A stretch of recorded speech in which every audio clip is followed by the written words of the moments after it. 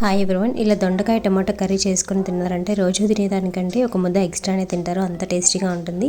దీనికోసం కావాల్సిన పదార్థాలు: ఒక టమాటా, ఒక ఆనియన్, 3 పచ్చిమిర్చి, కొత్తిమీర, కరివేపాకు, సన్నగా కట్ చేసుకుని దొండకాయ ముక్కలను తీసుకొని పక్కన పెట్టుకోండి.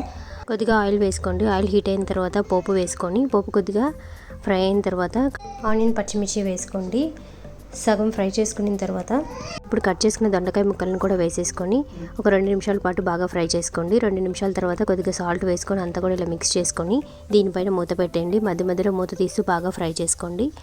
దొండకాయ ముక్కలు బాగా ఫ్రై అయిన తర్వాత కట్ చేసుకున్న టమాటా ముక్కలను కూడా ఇందులోకి వేసుకొని ఇందులోకి కొద్దిగా పసుపు, రుచికి సరిపడా కారం కూడా వేసుకొని టమాటా అంతా కూడా బాగా మెత్తపడేంత వరకు బాగా ఫ్రై చేసుకోవాలి. ఒక 2 నిమిషాల పాటు ఇదంతా కూడా బాగా ఫ్రై చేసుకోండి. ఇలా మొత్తం కూడా బాగా మెత్తపడిన తర్వాత కరివేపాకు రెమ్మలను వేసుకొని ఒకసారి మిక్స్ చేసుకోండి. ఫైనల్గా ధనియాల పొడి వేసేసుకొని 1 నిమిషం పాటు బాగా ఫ్రై చేసుకోండి. కొత్తిమీరని తీసుకొని సన్నగా కట్ చేసుకొని వేసేసుకొని ఇలా అంతా కూడా మిక్స్ చేసుకున్నారంటే దొండకాయ టమాటా కర్రీ అయితే రెడీ అయిపోతుంది. ఈ కర్రీ చపాతీలో కూడా చాలా బాగుంటుంది ఫ్రెండ్స్, మీరు కూడా ట్రై చేయండి. ఈ వీడియో మీకు నచ్చినట్లయితే ఒక చిన్న లైక్ చేసి మన ఛానల్ని సబ్స్క్రైబ్ చేసుకోండి. Thank you for watching.